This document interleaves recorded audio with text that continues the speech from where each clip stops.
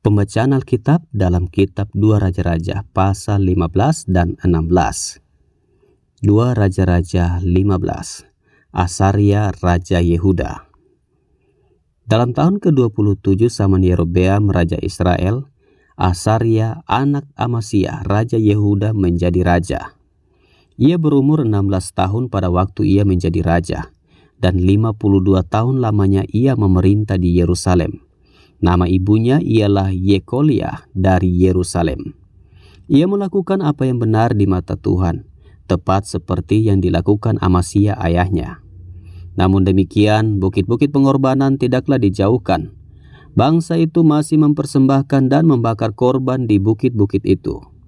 Maka Tuhan menimpakan tulah kepada raja, sehingga ia sakit kusta sampai hari kematiannya, dan tinggal dalam sebuah rumah pengasingan.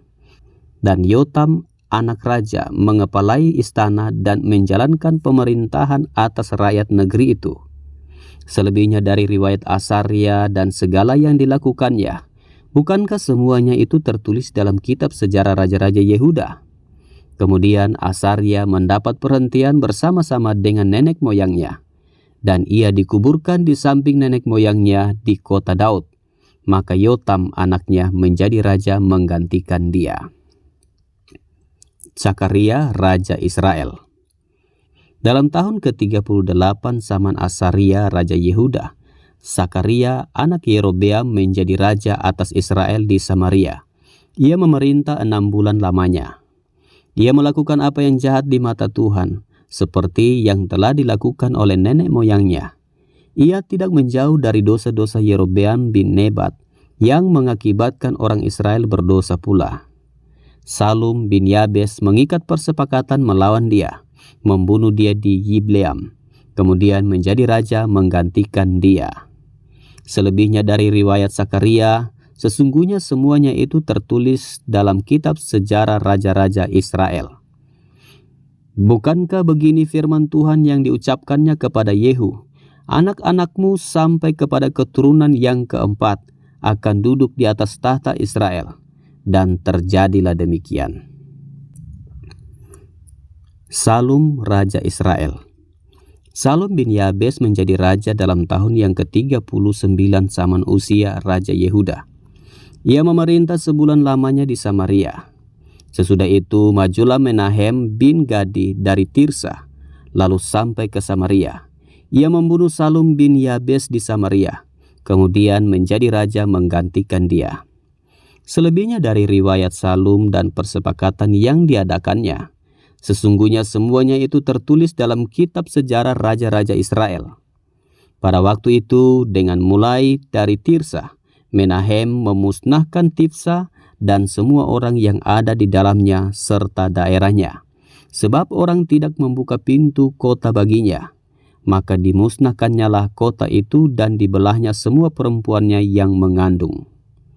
Menahem Raja Israel. Dalam tahun ke-39 zaman Asaria Raja Yehuda, Menahem bin Gadi menjadi raja atas Israel. Ia memerintah 10 tahun lamanya di Samaria. Ia melakukan apa yang jahat di mata Tuhan. Sepanjang umurnya ia tidak menjauh dari dosa-dosa Yerobeam bin Nebat yang mengakibatkan orang Israel berdosa pula. Pul Raja Asyur datang menyerang negeri itu. Lalu Menahem memberi 1000 talenta perak kepada Pul supaya dibantunya dia mengokohkan kerajaan itu di tangannya. Menahem mengeluarkan uang itu atas beban Israel dan atas beban semua orang yang kaya raya untuk diberikan kepada Raja Asyur, 50 sikal perak dari setiap orang. Lalu pulanglah Raja Asyur dan ia tidak tinggal di sana di negeri itu. Selebihnya dari riwayat Menahem dan segala yang dilakukannya, bukankah semuanya itu tertulis dalam kitab sejarah raja-raja Israel? Kemudian Menahem mendapat perhentian bersama-sama dengan nenek moyangnya.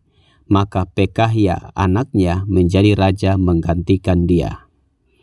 Pekahya Raja Israel. Dalam tahun ke-50 zaman Asaria Raja Yehuda, Pekahya anak Menahem menjadi raja atas Israel di Samaria. Ia memerintah 2 tahun lamanya. Ia melakukan apa yang jahat di mata Tuhan. ia tidak menjauh dari dosa-dosa Yerobeam bin Nebat yang mengakibatkan orang Israel berdosa pula. Lalu perwiranya, yakni Pekah bin Remalia, mengadakan persepakatan melawan dia dan membunuh dia di Samaria di puri istana raja. Beserta dia ada Argob dan Arye, serta 50 orang dari Bani Gilead. Dibunuhnyalah Pekahya, kemudian menjadi raja menggantikan dia. Selebihnya dari riwayat Pekahya dan segala yang dilakukannya, sesungguhnya semuanya itu tertulis dalam kitab sejarah raja-raja Israel. Pekah Raja Israel. Dalam tahun ke-52 zaman Asaria Raja Yehuda, Pekah bin Remalia menjadi raja atas orang Israel di Samaria. Ia memerintah 20 tahun lamanya. Ia melakukan apa yang jahat di mata Tuhan. Ia tidak menjauh dari dosa-dosa Yerobeam bin Nebat yang mengakibatkan orang Israel berdosa pula. Dalam zaman Pekah, Raja Israel, datanglah Tiglat-Pileser, Raja Asyur. Direbutnyalah Iyon, Abel Bet Maaka, Yanoah, Kedes, dan Hasor, Gilead dan Galilea, seluruh tanah Naftali. Lalu diangkutnyalah penduduknya ke Asyur ke dalam pembuangan. Hosea bin Ela mengadakan persepakatan melawan Pekah bin Remalia. Dibunuhnyalah dia, kemudian dia menjadi raja menggantikannya dalam tahun ke-20 zaman Yotam bin Usia. Selebihnya dari riwayat Pekah dan segala yang dilakukannya, sesungguhnya semuanya itu tertulis dalam kitab sejarah raja-raja Israel. Yotam Raja Yehuda. Dalam tahun kedua zaman Pekah bin Remalia Raja Israel, Yotam anak Usia Raja Yehuda menjadi raja. Ia berumur 25 tahun pada waktu ia menjadi raja, dan 16 tahun lamanya ia memerintah di Yerusalem. Nama ibunya ialah Yerusa anak Sadok. Ia melakukan apa yang benar di mata Tuhan, tepat seperti yang dilakukan Usia ayahnya. Namun demikian, bukit-bukit pengorbanan tidaklah dijauhkan. Bangsa itu masih mempersembahkan dan membakar korban di bukit-bukit itu. Ia mendirikan pintu gerbang tinggi di rumah Tuhan. Selebihnya dari riwayat Yotam, apa yang dilakukannya, bukankah semuanya itu tertulis dalam kitab sejarah raja-raja Yehuda? Mulai zaman itu Tuhan menyuruh Resin Raja Aram dan Pekah bin Remalia menyerang Yehuda. Kemudian Yotam mendapat perhentian bersama-sama dengan nenek moyangnya, dan ia dikuburkan di samping nenek moyangnya di kota Daud, bapa leluhurnya. Maka Ahaz anaknya menjadi raja menggantikan dia. 2 Raja-Raja 16. Ahaz Raja Yehuda. Dalam tahun ke-17 zaman Pekah bin Remalia, Ahaz anak Yotam Raja Yehuda menjadi raja. Ahaz berumur 20 tahun pada waktu ia menjadi raja, dan 16 tahun lamanya ia memerintah di Yerusalem. Ia tidak melakukan apa yang benar di mata Tuhan Allahnya seperti Daud bapa leluhurnya. Tetapi ia hidup menurut kelakuan raja-raja Israel. Bahkan dia mempersembahkan anaknya sebagai korban dalam api, sesuai dengan perbuatan keji bangsa-bangsa yang telah dihalau Tuhan dari depan orang Israel. Ia mempersembahkan dan membakar korban di bukit-bukit pengorbanan dan di atas tempat-tempat yang tinggi dan di bawah setiap pohon yang rimbun. Pada waktu itu majulah Resin Raja Aram dan Pekah bin Remalia Raja Israel untuk memerangi Yerusalem, dan mereka mengepung Ahaz, tetapi mereka tidak dapat mengalahkan dia. Pada masa itu Resin Raja Aram mengembalikan Elat kepada Edom. Lalu ia mengusir orang-orang Yehuda dari Elat. Datanglah orang-orang Edom ke Elat dan diam di sana sampai hari ini. Ahaz menyuruh utusan-utusan kepada Tiglat-Pileser, Raja Asyur, mengatakan, "Aku ini hambamu dan anakmu. Majulah dan selamatkanlah aku dari tangan Raja Aram dan dari tangan Raja Israel yang telah bangkit menyerang aku." Ahaz mengambil perak dan emas yang terdapat dalam rumah Tuhan dan dalam perbendaharaan istana raja, dan mengirimnya kepada Raja Asyur sebagai persembahan. Maka Raja Asyur mendengarkan permintaannya dan maju melawan Damsyik, merebutnya dan mengangkut penduduknya tertawan ke Kir, tetapi Resin dibunuhnya.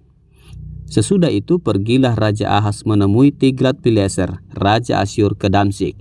Setelah Raja Ahaz melihat mezbah yang ada di Damsyik, dikirimnyalah kepada Imam Uria ukuran dan bagan mezbah itu menurut buatannya yang tepat. Lalu Imam Uria mendirikan mezbah, tepat seperti keterangan yang dikirimkan Raja Ahaz dari Damsyik. Demikianlah dibuat Imam Uria menjelang datangnya Raja Ahaz dari Damsyik. Setelah raja pulang dari Damsyik, maka raja melihat mezbah itu, lalu mendekatlah raja kepada mezbah itu, naik ke atasnya, membakar korban bakarannya dan korban sajiannya, mencurahkan korban curahannya di atas mezbah itu, dan menyiramkan darah korban keselamatannya kepadanya. Tetapi ia menyuruh menggeser mezbah tembaga yang ada di hadapan Tuhan dari depan rumah Tuhan, dari antara mezbah baru dengan rumah itu, dan menaruhnya di sebelah utara mezbah baru itu.